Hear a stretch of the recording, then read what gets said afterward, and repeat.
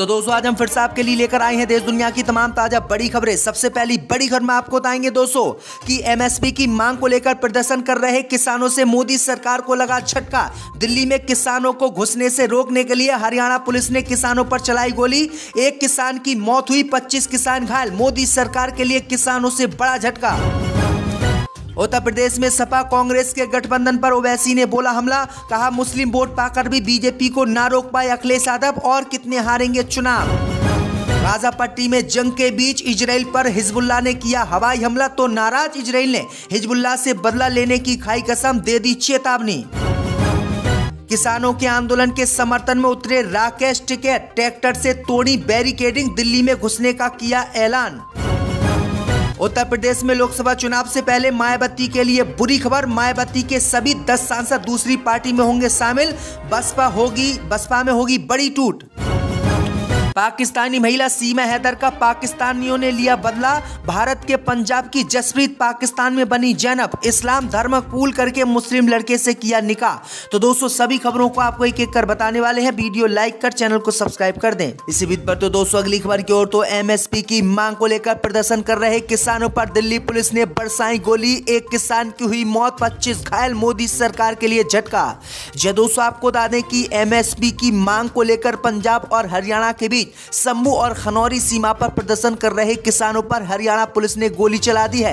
Haryana police के गोली चलाने से एक किसान की मौत हो गई है और 25 किसान गंभीर रूप से घायल हो गए, जिसके बाद इन किसानों को अस्पताल में भर्ती कराया गया है। वहीं आपको बता दें कि प्रदर्शन के दौरान किसानों की मौत होने के बाद किसानों का आंदोलन और उग्र हो गया है। अब किसानों ने कसम खाई है कि जब तक मोदी सरकार को हिला नहीं देंगे, जब तक मोदी सरकार उनकी मांगों को नहीं मान लेगी, तब तक वो प्रदर्शन को खत्म नहीं करेंगे। तो मोदी सरकार की मुश्किलें बढ़ गई हैं, किसानों का आंदोलन और तेज हो गया है। इसी बीच पर तो दोस्तों अगली खबर की ओर, तो उत्तर प्रदेश में सपा कांग्रेस के गठबंधन पर ओवैसी ने बोला हमला। कहा मुस्लिम वोट पाकर भी बीजेपी को न रोक पाए अखिलेश यादव, कितनी बार हारेंगे और चुनाव। दोस्तों आपको बता दें कि समाजवादी पार्टी और कांग्रेस के होने वाले गठबंधन को लेकर एआईएमएम के मुखिया असदुद्दीन ओवैसी ने यूपी के पूर्व सीएम अखिलेश यादव को घेरा है। असदुद्दीन ओवैसी ने कहा है कि अखिलेश यादव साल 2014, 2019 और 2022 का चुनाव हारे हैं। वह पिछले विधानसभा में मुस्लिम वोट पाने के बाद भी बीजेपी को नहीं रोक पाए। वह सिर्फ और सिर्फ मुझे गाली देते हैं, बस बीजेपी को नहीं हरा पाते हैं। आखिरकार वह और कितने चुनाव हारेंगे। उनके नेता स्वामी प्रसाद मौर्य उन्हें छोड़ चुके हैं। तो असदुद्दीन ओवैसी ने यह बड़ा हमला सपा कांग्रेस के गठबंधन को लेकर बोला है। इसी बीच पर तो दोस्तों अगली खबर की ओर, तो एमएसपी की मांग को लेकर प्रदर्शन कर रहे किसानों की मौत होने से नाराज हुए राकेश टिकैत, ट्रैक्टर से तोड़ी बैरिकेड, दिल्ली में घुसने का किया ऐलान। दोस्तों आपको बता दें कि एमएसपी की मांग को लेकर पंजाब और हरियाणा के किसान दिल्ली की सीमाओं पर प्रदर्शन कर रहे हैं। कल दिल्ली और हरियाणा पुलिस ने मिलकर किसानों पर गोलियां बरसा दी, जिसमें कई किसानों की मौत हो गई।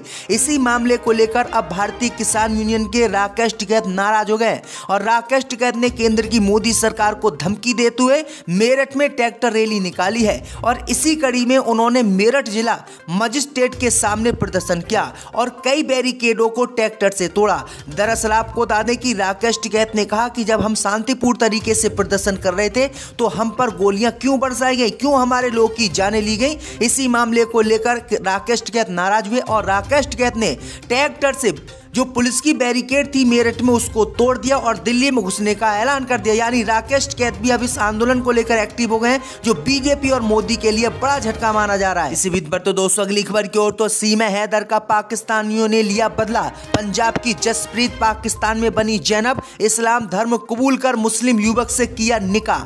दोस्तों आपको बता दें कि पाकिस्तान से भारत लौटी अंजू और पाकिस्तान से भारत पहुंची सीमा हैदर का मामला अभी ठंडा नहीं हुआ है कि ऐसा ही मामला पाकिस्तान से एक और आ गया है। दरअसल आपको बता दें दोस्तों कि पाकिस्तान जाकर भारत की एक हिंदू महिला ने इस्लाम धर्म कबूल करके मुस्लिम लड़के से शादी कर ली है।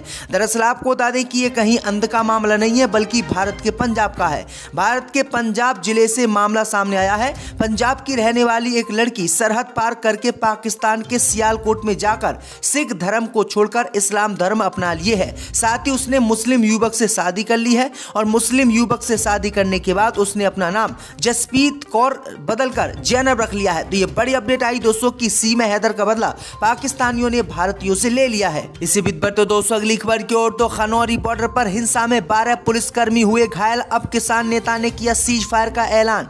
दोस्तों आपको बता दें कि एमएसपी की मांग को लेकर किसानों का दिल्ली कूच 2 दिनों के लिए टल गया है। किसान नेता पंठेरा ने 2 दिन के लिए सीज फायर का ऐलान कर दिया है। किसान नेता का दावा है कि खनौरी बॉर्डर पर गोली लगने से कई प्रदर्शनकारी किसानों की मौत हो गई है, जिसके बाद यह फैसला लिया गया है। किसानों के मुताबिक 2 दिन तक दिल्ली कूच अब नहीं किया जाएगा। आपको बता दें कि इससे पहले खनौरी बॉर्डर पर किसानों ने पराली में मिर्च पाउडर डालकर पुलिसकर्मियों पर हमला किया। हरियाणा पुलिस की ओर से जारी किए गए एक बयान के अनुसार प्रदर्शनकारियों ने पथराव के साथ साथ गड़ासे से पुलिसकर्मियों पर हमला किया। इसमें करीब 12 पुलिसकर्मी गंभीर रूप से घायल हो गए हैं। इसी बीच पर तो दोस्तों अगली खबर की ओर तो लोकसभा चुनाव से पहले मायावती के लिए बुरी खबर। मायावती के सभी 10 सांसद और पार्टियों में होंगे शामिल, टूट सकती है बसपा।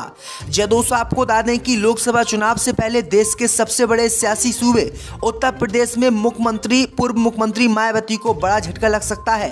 पिछली बार 2019 के लोकसभा चुनाव में बसपा के सिंबल पर जीतने वाले 10 सांसद मायावती का साथ छोड़ सकते हैं। बसपा सांसदों को लगता है कि अब पार्टी में चुनाव जीतना संभव नहीं है, इसलिए वो नई पार्टी की तलाश में है। श्याम सिंह यादव और संगीता आजाद भाजपा के संपर्क में है। बसपा के सांसद अफजल अंसारी को सपा ने गाजीपुर से अपना उम्मीदवार बनाया है।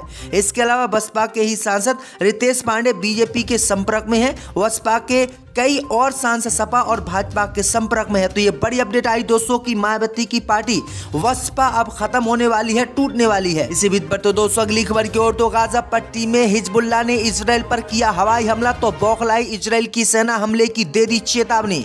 दोस्तों आपको बता दें कि गाजा पट्टी में 5 महीने जंग लड़ने के बाद सफलता ना पाए इजराइल को बड़ा झटका हिजबुल्लाह ने दिया है। खबर सामने निकल कर आई दोस्तों कि हिजबुल्लाह ने बीती रात इजराइल के कई शहरों पर मिसाइलें दागकर हमले किए हैं। इन्हीं हमलों से इजराइल नाराज हो गया है और इजराइल ने हिजबुल्लाह को चेतावनी दी है कि वो उसके ऊपर हमला ना करे, वरना वो जवाबी कार्रवाई करेगा। दरअसल आपको बता दें कि 5 महीनों की कड़ी मशक्कत की जंग लड़ने के बाद भी इजराइल की सेना अपना एक भी बंधक हमास के लड़ाकों से नहीं छुड़ा पाई और पूरी दुनिया में इनकी बेइज्जती हुई। यहूदियों को बहुत बड़ा झटका लगा और इसी मामले को लेकर अब इजराइल बुरी तरीके से नाराज है। इसी बीच पर तो दोस्तों अगली खबर की ओर तो समाजवादी पार्टी छोड़कर ओम प्रकाश राजभर की भाजपा ने बढ़ाई मुश्किलें। यूपी में अभी तक नहीं दी एक भी सीट।